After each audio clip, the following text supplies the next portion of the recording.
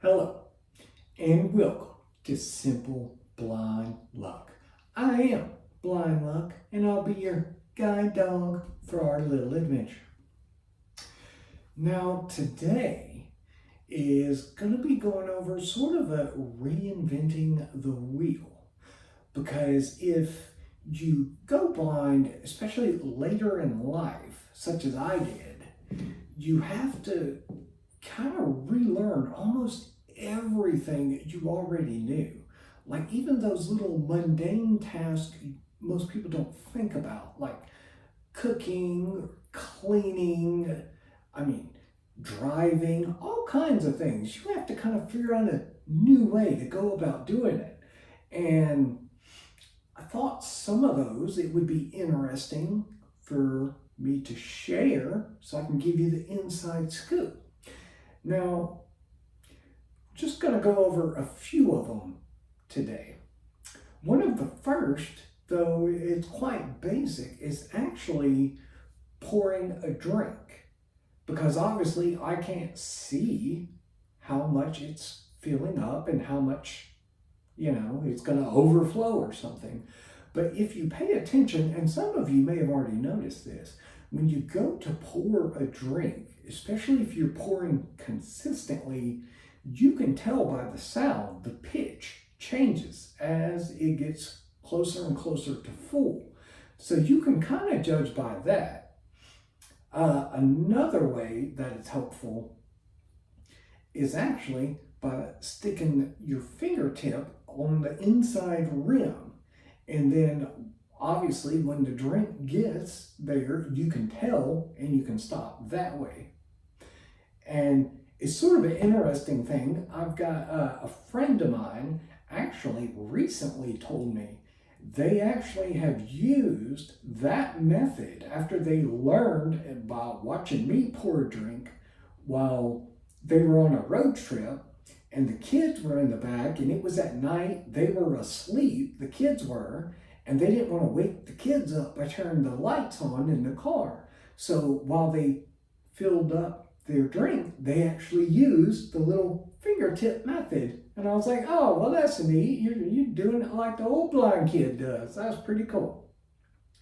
There actually is a device you can use. I don't for the most part, and it's mostly helpful for, say you're pouring something very, very hot liquids, because you don't necessarily want to use your fingertip to judge on that one.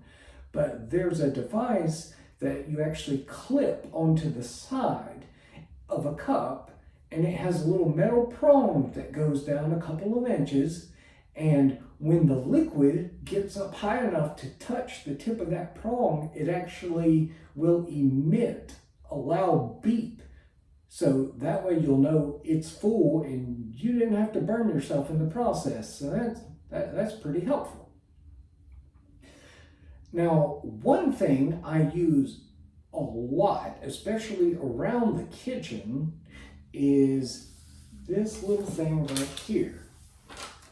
I don't know how well you can see, but these are called bump dots. You see, they're little individual dots, and you can quite easily pull one off of this paper and just stick it on to whatever, and that is very helpful, especially say for things like a microwave, where you probably haven't necessarily thought of it, but a microwave, 9 out of 10 times, they're completely flush, the buttons.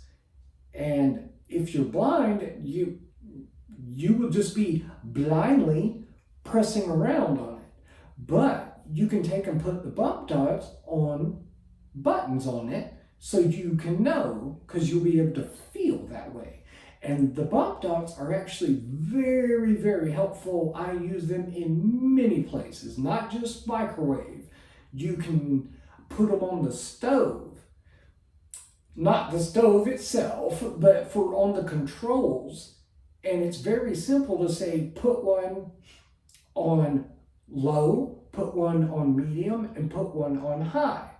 And then the knob, when you turn, you know what the front of the knob is as you turn it, and all you gotta do is line it up to that dot for low, if that's what you want, or line it up for medium, or if you want something in between, put it in between the dots. So those bump dots are extremely useful. I will say one area they do not help at all, and these new appliances, a lot of them are just the bane of my existence. I gotta get old stuff. Because say the new style washer and dryers, most of them are just a completely flat touchscreen. And if you're blind, you can't feel any of that. Bump dots don't work well on, say, a touch screen. So I don't know why, but it really does feel like that the people designing a lot of home appliances now, when they're coming through the aesthetics of it, are like, I really hate blind people. Let's make this touchscreen so they can't use it at all. I know it looks sleek and pretty, but great day they are the bane of my existence. So I have to get older model style things. But enough of that quick rant. That is just a couple of the little ways I go about to make things more independent so I can prepare food for myself, because I do cook, and in case you didn't, I do live completely alone. So I don't have somebody coming to cook for me, clean for me. I'm kind of stubborn, so I do as much as I can on my own. But that's the way I go about just a few of them. We might update this later on. That's going to wrap it up, but of course we have to do on the bright side. And for today, we have, yeah, I'm blind, but on the bright side, I no longer have to worry about making a car payment. All right, hope you guys enjoyed it and that you'll come back and visit again. But until then, I'll hear you later.